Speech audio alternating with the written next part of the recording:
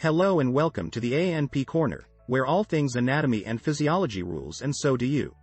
If you're new here, don't forget to hit that like button and don't forget to subscribe so you can stay up to date with the posted content. Alright, now that we got that out of the way, let's get into it. In this video we're going to learn about the plasma membrane. What it is, what it does, and what it is made up of. The fluid mosaic model shows the plasma membrane as a double layer of phospholipids with proteins embedded in it. The plasma membrane is extremely thin, 7 to 10 nanometers. The proteins scattered in the plasma membrane act like gates, allowing only certain molecules or ions to enter and exit the cell. You could say these proteins are the crossing guards of the plasma membrane.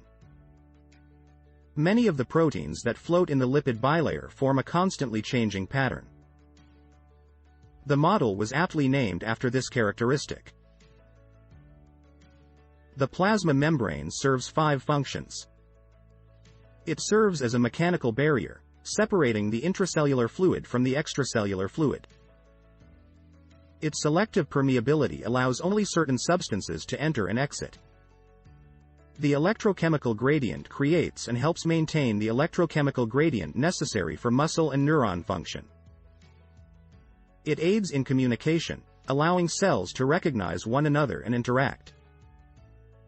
Lastly, the plasma membrane aids in cell signaling, as the protein in the membrane interacts with certain chemical messengers and relays info to the cell's interior. There are 3 lipids, or fats, found in the plasma membrane. Those are phospholipids, glycolipids, and cholesterol. Let's get into more detail on these 3 membrane lipids that form the basic fabric of the membrane. Phospholipids have a head and a tail. The head is charged, polar, and hydrophilic, or water-loving. This means it likes to be by water molecules. Both the intracellular and extracellular fluids contain water. The tail, however, is uncharged, nonpolar, and hydrophobic, or water-fearing. This means it doesn't like to be by water molecules.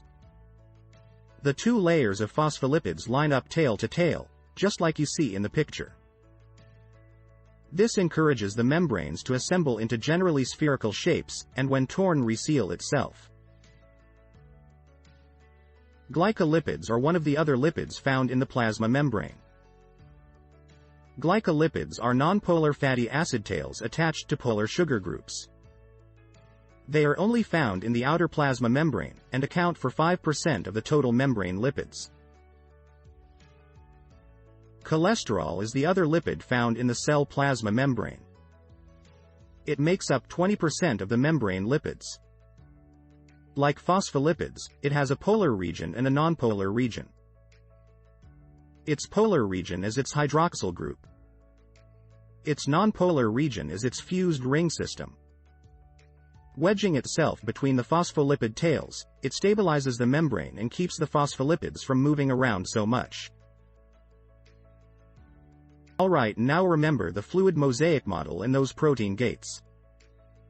We're going to discuss the 2 different types of proteins found in the plasma membrane. Integral proteins and peripheral proteins. Stick with me now. Integral proteins are stuck in the lipid bilayer.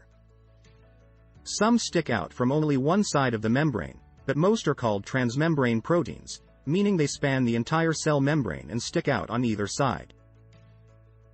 Regardless if it's transmembrane or not, integral proteins have hydrophobic regions and hydrophilic regions. Being structured this way allows for interactions between the nonpolar lipid tails in the membrane and the water inside and outside the cell. Channels, or pores, are clusters or transmembrane proteins and are involved in transporting small water-soluble molecules or ions.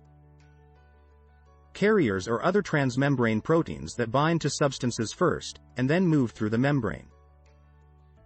Some transmembrane proteins are enzymes, and some use signal transduction and act as receptors for hormones and other chemicals. Unlike integral proteins, peripheral proteins are not embedded in the lipid bilayer and are instead loosely attached to the integral proteins. They can be easily removed and do not disrupt the membrane. They help support the membrane from its cytoplasmic side using a network of filaments. Like integral proteins, some peripheral proteins are enzymes while others are motor proteins that assist in changing cell shape during division and muscle cell contractions. Others link cells together. Made up of glycoproteins and glycolipids, the glycocalyx, our sugar covering, forms a fuzzy, sticky, carb-rich area on the cell's surface. Yes, you heard that right. Our cells are basically sugar-coated. These glycoproteins and glycolipids are secreted by the cell and are the membrane proteins that come in contact with the extracellular fluid. Every cell type has a different pattern of sugars in the glycocalyx. This helps cells recognize one another. When a cell becomes cancerous, its glycocalyx may change constantly, allowing it to stay ahead of the immune system and avoid being destroyed. The last feature of the plasma membrane we'll cover in this video are cell junctions. Junctions are the most important way cells are held together. There are three types of junctions: tight junctions, desmosomes, and gap junctions. Tight junctions are impermeable junctions that encircle cells. It helps keep things from passing through the extracellular space between adjacent cells. Despite being called impermeable, some of these junctions allow certain ions to pass. Desmosomes, name meaning binding bodies, are anchoring junctions. They're commonly found in tissues that are subjected to great mechanical stress, such as skin and heart muscles. These junctions fit together like the teeth of a zipper in the intercellular space. Gap junctions, our nexus, are communicating junctions between adjacent cells. They're found in electrically excitable tissues like heart and smooth muscle. Gap junctions allow ions, sugars, and other small molecules to pass through. The passing of ions from cell to cell helps synchronize electrical activity and contraction. Now, that did get a little technical and hairy, but if you stuck with it this far and found any part of this video helpful, hit that like button and don't forget to subscribe to stay up to date with all the posted content. As always, credit is given where credit is due. This video is brought to you by the 6th edition of Pearson Education's Anatomy and Physiology book. Images were downloaded from freepik.com. For more A&P information, head back to the channel page and check out the other videos. Thanks for watching. Stay learning.